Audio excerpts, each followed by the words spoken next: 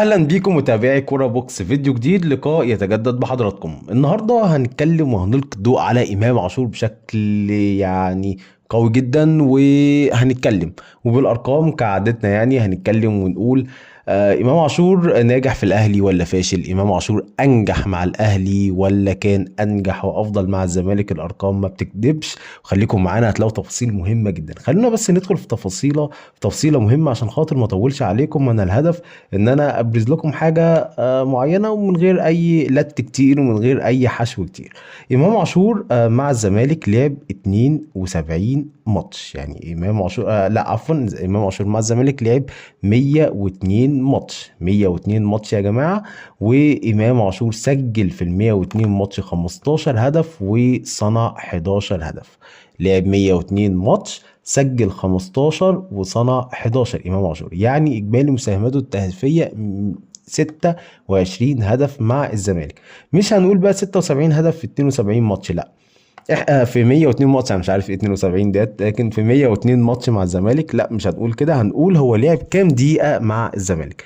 لعب امام عاشور في ال 102 ماتش 7515 دقيقة مع الزمالك. 7515 دقيقة مع الزمالك. لو حسبنا 715 7515 على ال 26 مساهمة تهديفية، هيطلع لنا ان امام عاشور كان بيساهم بهدف مع الزمالك سواء بالتسجيل او بالصناعة كل 289 دقيقة. يبقى امام عاشور في 102 ماتش كان بيساهم بهدف مع الزمالك كل 289 دقيقة. ومتهيألي الحساب بالدقايق اللعب ده يعني افضل حساب وادق حساب بشكل عام. نروح بقى على احصائياته مع الاهلي. امام عاشور مع الاهلي لعب 72 ماتش. امام عاشور مع الاهلي لعب 72 ماتش، سجل في ال 72 ماتش 25 هدف وصنع 14. يعني ساهم في 39 هدف في 72 ماتش. ساهم في 39 هدف في 42 ماتش. طيب عدد دقايق لعبه مع الاهلي قد ايه بقى؟ لعب مع الاهلي 5496 دقيقة في ال 72 ماتش.